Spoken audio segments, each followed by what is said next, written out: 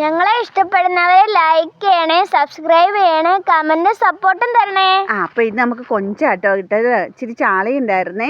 അപ്പോൾ ചാള ഞാൻ മീൻ പുരട്ടി വെച്ച് മുളക് പുരട്ടി വെച്ച് നമ്മുടെ തേങ്ങ വറുക്കാൻ എടുത്തിട്ടുണ്ട് കേട്ടോ. അപ്പോൾ റോച്ച അവിടെ നിന്ന് ടി വി കാണുകയാണ്. ഞാൻ തേങ്ങ നല്ലപോലെ കൊട്ടത്തേങ്ങ എടുത്ത് പറ്റേ ചിരുവാൻ മടിച്ചിട്ട് ആ തേങ്ങ നന്നായിട്ട് ഗോൾഡൻ കളർ ആകുന്നവരെ നന്നായിട്ട് വറുക്കുക. വലിയ ചൂടിടണ്ട, മീഡിയം അല്ല, കുറച്ചുകൂടെ കൂടുതലിട്ട് നന്നായിട്ട് വറുത്തെടുത്തിട്ട് അതിലേക്ക് മുളക് പൊടിയും മല്ലിപ്പൊടിയൊക്കെ ഇട്ട് മല്ലിപ്പൊടിയും മുളക് പൊടിയും കരിഞ്ഞു പോകും. അതുകൊണ്ട് ചെറിയ ചൂട് സിമ്മിലാക്കി വെച്ചിട്ട് മല്ലിപ്പൊടിയും മുളക് പൊടി ഇട്ട് നല്ല അതും കൂടി മിക്സ് ചെയ്ത് വറുത്തെടുക്കുക കേട്ടോ. ആവശ്യത്തിന് എൻ്റെ ഒരു അളവിന് നമുക്കറിയാമല്ലോ പതിവ് നമ്മൾ ചെയ്യുന്ന ആ ഒരു കൈയളവിനാട്ടോ എല്ലാവർക്കും അത്. പിന്നെ ഇഞ്ചിയും വെളുത്തുള്ളിയും അരച്ചില്ല, ഞാൻ ക്രഷ് ചെയ്തെടുത്തതാണ്. അരയ്ക്കാൻ മടിച്ചിട്ട് തന്നെ അരച്ചെടുക്കുക, അല്ലെങ്കിൽ ക്രഷ് ചെയ്തെടുക്കുക, എങ്ങനെയാണെങ്കിലും കുഴപ്പമില്ല. ഇച്ചിരി തക്കാളിയും 2 പച്ചമുളകും, അധികം എരിയൊന്നും വേണ്ട, കുഞ്ഞുങ്ങളും ഉള്ളതല്ലേ. അത് അന്നേരം നമ്മൾ പിന്നെ ഇത്തിരി വെള്ളം ഒഴിച്ച് നല്ല പേസ്റ്റ് പോലെ അരച്ചെടുക്കുക കേട്ടോ. സവാളയും അരിഞ്ഞു വെച്ചിട്ടുണ്ട്. സവാളയും തക്കാളിയും പച്ചമുളകും ഇത്രയും മതി നമുക്ക്.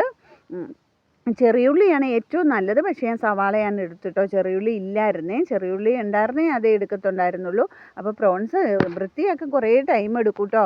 അപ്പോൾ നമ്മുടെ കറിവേപ്പില, ഉപ്പ്, സവാള, പച്ചമുളക്, തക്കാളി, ഇഞ്ചിയും വെളുത്തുള്ളി കേട്ടോ. അപ്പോൾ ചട്ടി ചൂടാക്കി അതിലേക്ക് എണ്ണ ഒഴിച്ച് അതിലേക്ക് കടുകിട്ട് കറിവേപ്പില ഇട്ട് ചെറിയുള്ളിയൊക്കെ ഇട്ട് ഇത് ചെയ്യണമെങ്കിൽ അങ്ങനെ ചെയ്തോ. കടുക് വറക്കുന്ന ഏത് രീതിയിലൊക്കെ എല്ലാവരും വറക്കുമല്ലോ.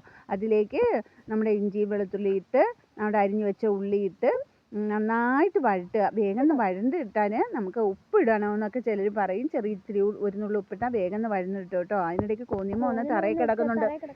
എൻ്റെ കൂടെ കാര്യം പറഞ്ഞ് കിടക്കാൻ കോന്നിയമ്മ വന്ന് കിടക്കുന്ന കേട്ടോ. കോന്നിയമ്മയ്ക്ക് അതൊരു ഇഷ്ടമാണ്. എന്നിട്ട് അത് വഴണ്ട് വരുമ്പം തക്കാളിയും ഉള്ളിയും കൂടി ഇട്ട് വഴറ്റുക. എന്നിട്ട് അതിനകത്തേക്ക് മഞ്ഞൾപ്പൊടി ഇടുക കേട്ടോ. അപ്പോൾ ഞാൻ പറഞ്ഞല്ലോ, ഈ ഇടുന്നത് ഉലുവപ്പൊടി കേട്ടോ. അല്ലേ ഇടുന്നത് നിർബന്ധമില്ല, എനിക്കിഷ്ടമാണ് ഉലുവപ്പൊടി ഇടുന്നത്, അതുകൊണ്ട് അത് നിർബന്ധമില്ല കേട്ടോ അങ്ങനെ ചെയ്യണമെന്ന്. എന്നിട്ട് അതിനകത്തേക്ക് അരപ്പ് ഇട്ട് ഈ പരുവത്തിലും എടുക്കാം. പിന്നെ നമുക്ക് ചോറൊക്കെ കഴിക്കാൻ വേണ്ടിയിട്ട് ഇച്ചിരി വെള്ളം കൂടുതൽ, കാരണം വെന്ത് കുറുകി വരുമല്ലോ. അങ്ങനെ എല്ലാം വെച്ചാൽ ഇത്രയും ചെയ്തതിന് ശേഷം എൻ്റെ അടുക്കള കണ്ടോ നന്നായിട്ട് വൃത്തിയായിട്ട് കിടക്കുമല്ലേ. അപ്പോഴെല്ലാം വൃത്തിയാക്കി വെക്കുക. എന്നിട്ട് ഈ അടുപ്പിലേക്ക് മാറ്റിയില്ലേ ഗ്യാസ് തീർന്നു പോകില്ലേ.